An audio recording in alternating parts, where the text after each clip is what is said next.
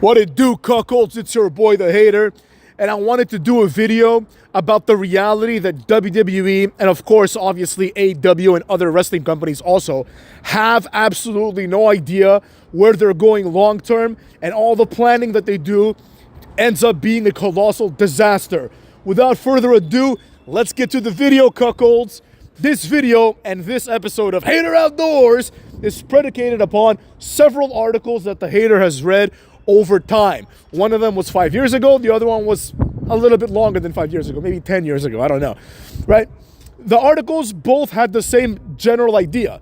The idea was, let's predict where wrestling is going to be in 10 years and 5 years, respectively, right?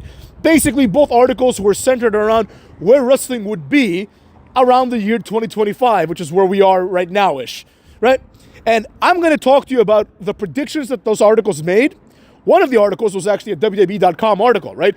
It was an internal article. So you can look at that and you can glean it and think, oh, okay, this must have been some sort of plan that they had. But let's get to it and let's move on, right? And I'm going to show you guys how the predictions of everybody else have been completely disastrously wrong, and the predictions of the Hater, who has talked about these articles in the past, have been completely and utterly correct, right? So let's start with the article from 10 years ago. 10 years ago, I read an article, right? And it basically says that in 10 years, around now, the landscape of WWE will be vastly different than it was 10 years ago, right? So obviously they were wrong about that. It's the same fucking guys.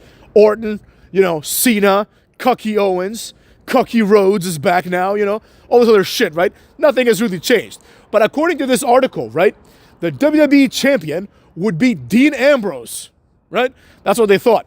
They thought the WWE champion would be Dean Ambrose, right? And he would be on his third WWE title run. The article was detailed, right? And then the Intercontinental champion, according to this article, would be Hideo Itami. Remember Hideo Itami? And he would also be the Money in the Bank holder. I'm not making this shit up, motherfucks. And this is what WWE thought was going to happen.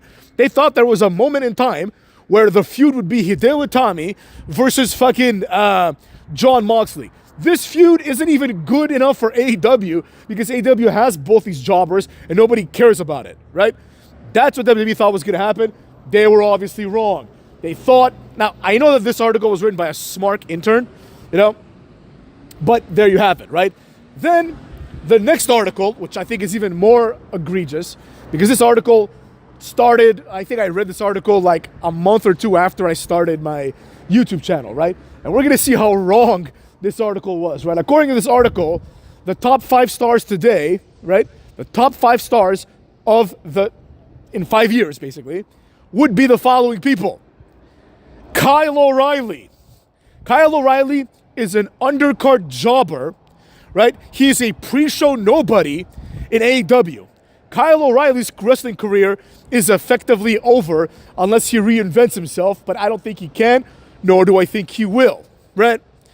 In the same list, Tyler Breeze, they thought was going to be a huge deal, a huge star. This is like some sort of what culture type, I don't know if it was them, but it was like that kind of, publication.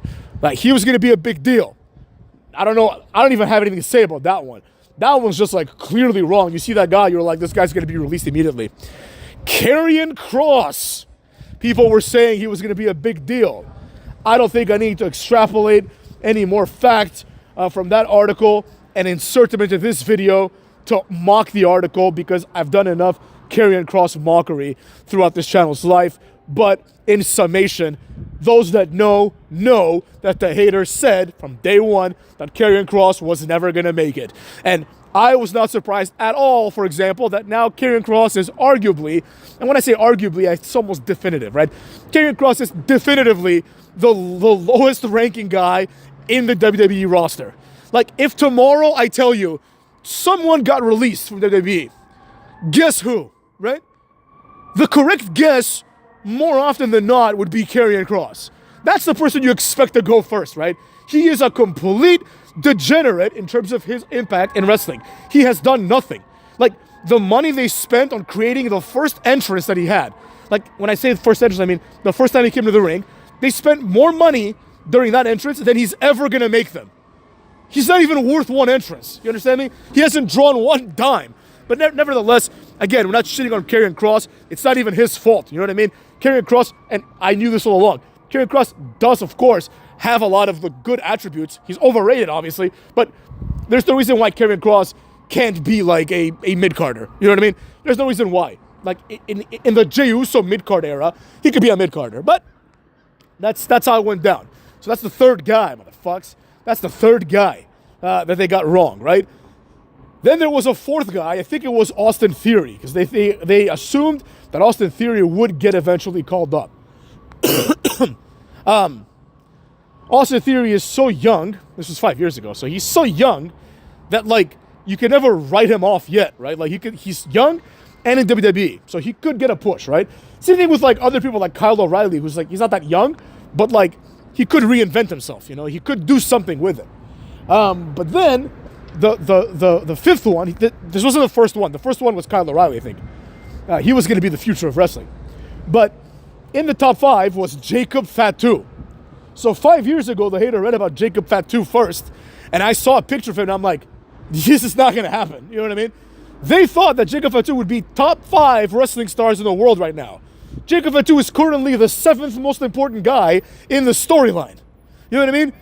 He's not even top 5 in the storyline that he's in. You know? You got the Usos, you got Roman, you got Solo, and then you got probably Paul Heyman when he comes back. You have Cookie Rhodes, if he's part of it. You know what I mean? Then somewhere down the line, right before the Tongans, you got what's his face? Jacob Fatu, who I'm pretty sure is like 1-1, like since his debut. You know? This guy was supposed to be the biggest star. He was supposed to be like at least a mid-card champion by now, you know? So there you have it, cucks. I wanted to talk about these 2 articles because they show, in my opinion, conclusively, that nobody has any idea what the hell is going to work and what the hell is not going to work. But when I say nobody has an idea, I mean the insiders. They have no idea. Like, someone hired Kevin Owens at one point and thought to themselves, this guy's going to be a massive star for us. I looked at Kevin Owens. Of course, I already knew who he was at the time. And I thought to myself, no, he won't be. No, he's not going to be anything special, right? Then they gave Kevin Owens one of the best debuts of all time in terms of in-ring stuff, right? The promo stuff was boring, but he was the NXT champion, and he came to WWE, and he pinned clean the United States champion, who was John Cena. You understand? He beat John Cena clean. This was like unprecedented, you know what I mean? Like, this was like Cena's first clean loss in like 10 years or something crazy like that. They pushed this guy as if he was going to be the real next big thing, right? But then afterwards, all of a sudden, the veneer fell off. And people started realizing, wait a second, this guy can't wrestle for shit. Yeah, he's got a few good moves, but he's not entertaining, you know? I was told in ROH, this guy was great on the mic. They put him in there with Jericho, which to be fair is Jericho, right? They put him in there with Jericho, and he fails. Jericho has to carry his ass in that tag team. Jericho had to carry the promos. Jericho was getting himself over for like the 7th time while trying to get Kevin Owens over, but nobody can get Kevin Owens over, like over, you know what I mean? But anyways, I digress. The point of this video was to show, through these examples, including Kevin Owens, that nobody knows what the hell is going to happen when they hire these people, right? So much so that 5 years ago, Kevin Owens already was wrestling in WWE. You would think that someone looking back 5 years ago would say, oh, Kevin Owens is going to have a great career. But they didn't even think about that, right? They didn't even figure that into the equation. They were like, oh, clearly everyone that we have now has failed completely. So we need to look at the next batch of wrestlers. They're going to be the future, right? Because this generation of Kevin Owens and Sami Zayn is like one of the worst generations of wrestlers of all time. You know, you got people like Adam Cole, you know what I mean? Like fucking Kyle O'Reilly. These people have like no personality whatsoever. It's just a bad crop of talent, right? And it's possible that we'll have a good one. You know, like there's a big age gap between, let's say, Cena and, I don't know, Bronson Reed. Or, no, never mind. Bronson Reed's like 40, I think. But, okay, Cena and another Braun type guy, Braun Breaker, right? There's a big age gap between the two of them, right? So somewhere in between there should have been another type of star. But the best we got of that generation is like, obviously Roman Reigns, but that doesn't really count because Roman Reigns is like close to Cena in age, number one. And two, like, you know, he's really not a megastar, and he's supposed to be the megastar, right? But now, this generation, it's pretty much just Braun Breaker. You know? He has to, like, pretty much carry wrestling through this dark period. Because I predict a dark period. I don't predict anybody good coming in the next few years. You know? But we'll see. I've been wrong before about these things. Very rarely, as we've seen. But, you know, there you have it. So with that being said, Cucks, take care of yourselves. And I'll see you tonight for the Monday Night Raw review. Cuck.